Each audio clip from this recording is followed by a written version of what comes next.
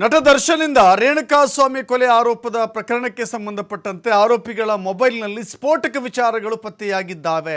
ಸ್ಥಳ ಮಹಾಜರು ವೇಳೆಯೂ ಕೂಡ ಪ್ರಕರಣದ ಮತ್ತಷ್ಟು ಸಾಕ್ಷ್ಯಗಳು ಲಭ್ಯವಾಗುವ ಅವಕಾಶ ಇದೆ.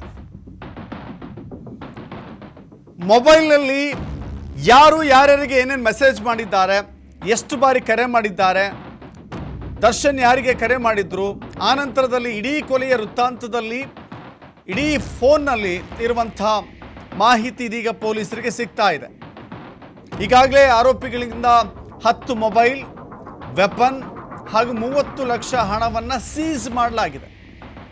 ಕಾರುಗಳು ಸೇರಿದಂತೆ, ಯಾಕೆಂದರೆ ಕಾರುಗಳು ಕೂಡ ಪ್ರಮುಖ ಪಾತ್ರವನ್ನು ವಹಿಸಿದ್ದಾವಿಲ್ಲಿ. ಆತನನ್ನು ಕರೆತರಲು ಬಳಸಿದಂಥ ಕಾರು, ಆತನನ್ನು ದರ್ಶನ್ ಮನೆಯಿಂದ ಶೆಡ್ಗೆ ಕರೆತಂದ ಕಾರು, ಶವವಾದ ನಂತರದಲ್ಲಿ ರೇಣುಕಾಸ್ವಾಮಿಯ ಶವವನ್ನು ಸಾಗಿಸಿದಂಥ ಕಾರು, ಹೀಗಾಗಿ ಕಾರುಗಳನ್ನು ಕೂಡ ವಶಕ್ಕೆ ಪಡೆಯಲಾಗಿದೆ. ಅದನ್ನು ವಿಚಾರಣೆ ಒಳಪಡಿಸಲಾಗಿದೆ. ಅದನ್ನು ತನಿಖೆಯ ಭಾಗವಾಗಿ ಅದನ್ನು ನೋಡ್ತಾ ಇದ್ದಾರೆ. ಇನ್ನು ಆರೋಪಿಗಳು ವಿಚಾರಣೆ ಮಾಡಿ ಹೇಳಿಕೆಯನ್ನು ಕೂಡ ದಾಖಲು ಮಾಡಿಕೊಳ್ತಾ ಇದ್ದಾರೆ. ಈಗ ಮೊಬೈಲ್ ಸಾಕ್ಷ್ಯ ಬಹಳ ಪ್ರಮುಖವಾಗಿ ಕಾಣಸಿಗುತ್ತೆ. ಟೆಕ್ನಿಕಲ್ ಎವಿಡೆನ್ಸ್ ಅಂತ ಏನು ಕರಿತೀವಿ, ತಾಂತ್ರಿಕ ಸಾಕ್ಷ್ಯಗಳೇನು ಸಿಗುತ್ತೆ, ಅದು ಕೋರ್ಟ್ನಲ್ಲಿ ಸಾಬೀತುಪಡಿಸಲಿಕ್ಕೆ ಅನುಕೂಲ ಆಗುವಂಥ ಸಾಕ್ಷ್ಯಗಳಾಗುತ್ತೆ.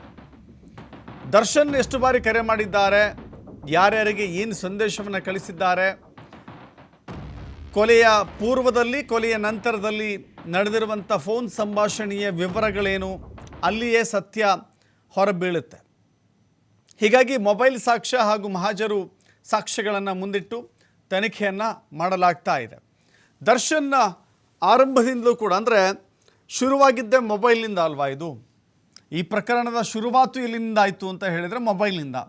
ರೇಣುಕಾಸ್ವಾಮಿ ಪವಿತ್ರ ಗೌಡಳಿಗೆ ಮೆಸೇಜ್ ಮಾಡಿದ್ದ, ಅಶ್ಲೀಲವಾದಂಥ ಸಂದೇಶಗಳನ್ನು ಕಳಿಸಿದ್ದ ಅನ್ನುವ ಮಾಹಿತಿಯಿಂದ ಶುರುವಾದಂಥ ಈ ಪ್ರಕರಣ ಈಗ ಕೊಲೆಯ ಹಂತಕ್ಕೆ ಬಂದು ದರ್ಶನ್ ಎಂಬ ನಟ ಜೈಲಿನಲ್ಲಿರಬೇಕಾದಂಥ ಸ್ಥಿತಿ ಇದೆ.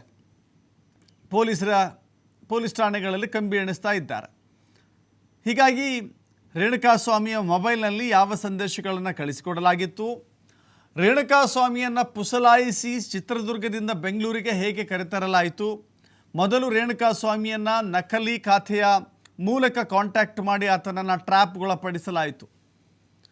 ನಕಲಿ ಖಾತೆಯನ್ನು ಸೃಷ್ಟಿ ಮಾಡಿದ್ಯಾರು, ನಕಲಿ ಖಾತೆಯ ಮೂಲಕ ರೇಣುಕಾಸ್ವಾಮಿಗೆ ಯಾವ ರೀತಿ ಸಂದೇಶಗಳನ್ನು ಕಳಿಸಿಕೊಡಲಾಗಿತ್ತು, ಆನಂತರ ಆತನನ್ನು ಕಾಂಟ್ಯಾಕ್ಟ್ ಮಾಡಿದ್ಯಾರು, ಮೊದಲು ಫೋನ್ ಮಾಡಿದ್ಯಾರು, ಆನಂತರ ಮೊದಲ ಸಂಭಾಷಣೆ ಯಾವ ರೀತಿ ನಡೀತಾ ಇತ್ತು, ಇದೆಲ್ಲದರ ಅಂತಿಮ ರೂಪುರೇಷೆ ಕೊಲೆಯ ನಂತರದಲ್ಲಿ ಶವವನ್ನು ಸಾಗಾಟ ಮಾಡುವ ನಿಟ್ಟಿನಲ್ಲಿ ಫೋನ್ ಸಂಭಾಷಣೆ,